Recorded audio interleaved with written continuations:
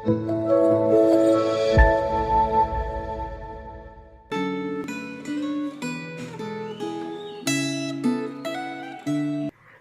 saudara-saudara yang terkasih dalam kasih Kristus. Saudara, pernahkah saudara memikirkan bagaimana hidup saudara dapat berdampak positif bagi sesama saudara seiman lainnya dan bahkan bagi masyarakat di mana saudara tinggal? Saudara, jika saudara belum sampai punya pemikiran tersebut, ada baiknya saudara kita bisa sama-sama belajar dari salah satu tokoh di Alkitab, yaitu Nehemia. Tetapi sebelum kita sama-sama belajar, mari kita berdoa terlebih dahulu. Bapa dalam surga, terima kasih pada hari ini Tuhan. Sekali lagi Tuhan akan menyapa kami dengan kebenaran firman-Mu. Biarlah kebenaran firman-Mu itulah yang akan meneguhkan hati setiap kami, sehingga setiap jalan kehidupan kami diterangi oleh kebenaran firman-Mu. Berbicara pada kami, sebab kami siap mendengarkannya. Di dalam nama Tuhan Yesus Kristus kami berdoa dan kami mengucap syukur. Amin.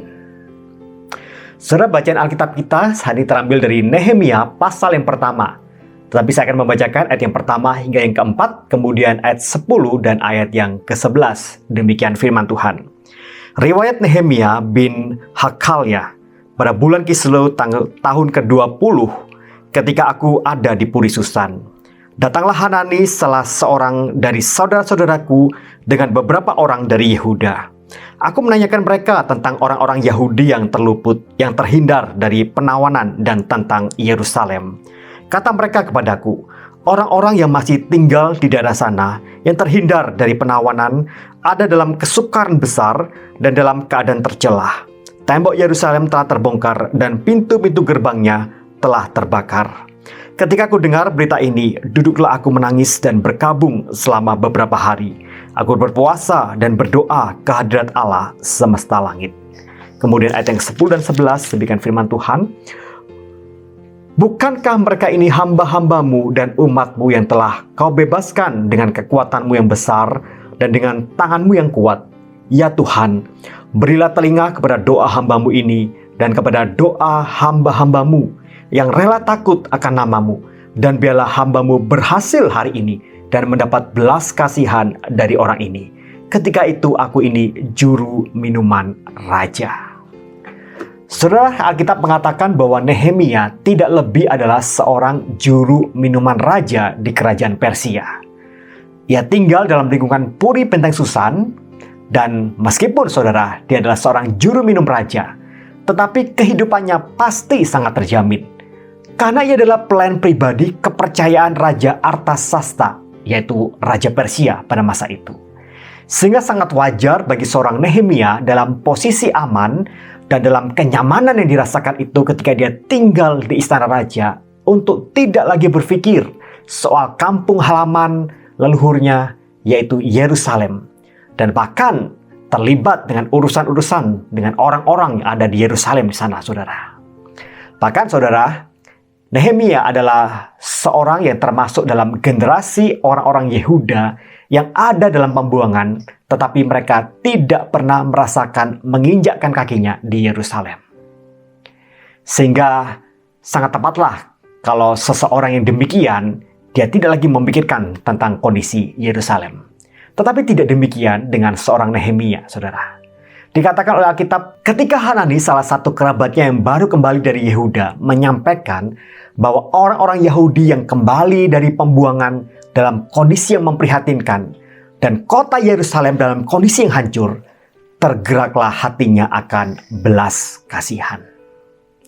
Saudara, Alkitab mencatat bahwa ia menangis, ia berkabung, ia berpuasa, dan ia berdoa kepada Tuhan. Saudara, saya percaya bahwa ini adalah satu bentuk keteladanan penting yang dimiliki oleh seorang Nehemia yang harus dimiliki oleh setiap orang percaya. Meskipun hidupnya nyaman di Persia, tetapi Nehemia masih mau peduli kepada saudara-saudara yang ada dalam kesukaran di Yerusalem. Saudara, tindakan nyata yang pertama-tama dilakukan oleh Nehemia di dalam kepeduliannya terhadap orang-orang di Yerusalem adalah ia datang kepada Tuhan di dalam doa. Menariknya adalah secara latar belakang Nehemia itu hidup di dalam lingkungan orang-orang yang tidak mengenal Tuhan. Tapi meski demikian, dia tidak hidup sebagaimana orang-orang Persia yang menyembah dewa-dewa asing, saudara. Dia menyembah Allah Yahweh.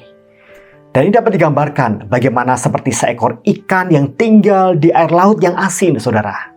Meskipun air laut itu asin, tetapi tubuh ikan itu tidak ikut-ikutan asin.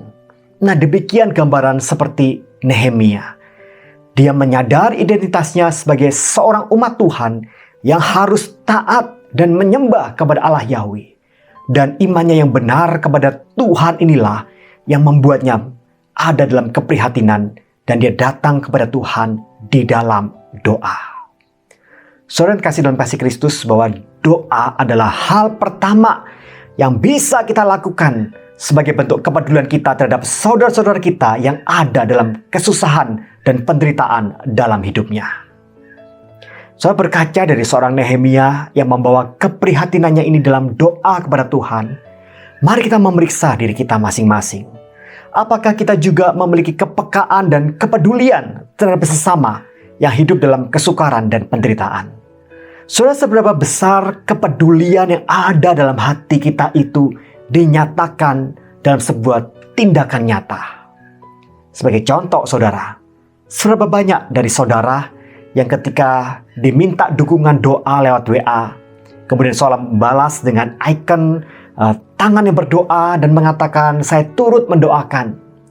Dan saudara benar-benar mendoakannya dengan sungguh-sungguh di hadapan Tuhan. Saudara, saya yakin bahwa setiap kita sebagai orang percaya telah mengalami kasih dan kepedulian dari Tuhan kita, Yesus Kristus. Dan dia tahu bagaimana menyatakan kasih dan kepeduliannya gitu kepada setiap kita.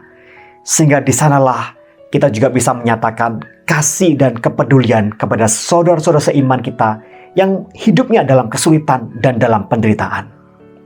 Saudara, terkadang kita dan saudara kita sadar bahwa kita tidak bisa berbuat banyak, saudara, untuk menolong mereka yang susah. Tetapi ada satu hal yang bisa kita lakukan sebagai perwujudan kepedulian kita terhadap mereka, yaitu dengan cara berdoa di hadapan Tuhan. Karena itu, saudara, berdoalah kepada Tuhan bagi mereka yang susah, yang menderita. Karena doa-doa kita itu akan menguatkan iman mereka. Mari kita bersatu hati, kita masuk dalam doa. Bapa dalam surga, terima kasih untuk kebenaran firman Tuhan pada hari ini. Terima kasih bahwa Tuhan masih memberikan kami satu hati untuk kami dapat peduli kepada saudara-saudara kami yang mengalami kesusahan dan mengalami penderitaan dalam kehidupan mereka. Bapa dalam surga, tidak banyak yang dapat kami lakukan untuk meringankan penderitaan mereka. Tapi ada satu hal yang kami diingatkan oleh kebenaran firman Tuhan pada hari ini, agar kami dengan kesungguhan hati kami datang kepada Tuhan dalam doa-doa kami kepada mereka. Tuhan, tolong setiap kami, bawa kami Tuhan menjadi orang-orang percaya yang sungguh-sungguh peduli dan membawa setiap mereka di dalam doa-doa kami di hadapan Tuhan. Terpujilah nama-Mu Tuhan. Demi Kristus Tuhan yang hidup, kami berdoa dan kami mengucap syukur. Amin. Kiranya Tuhan memberkati setiap kita.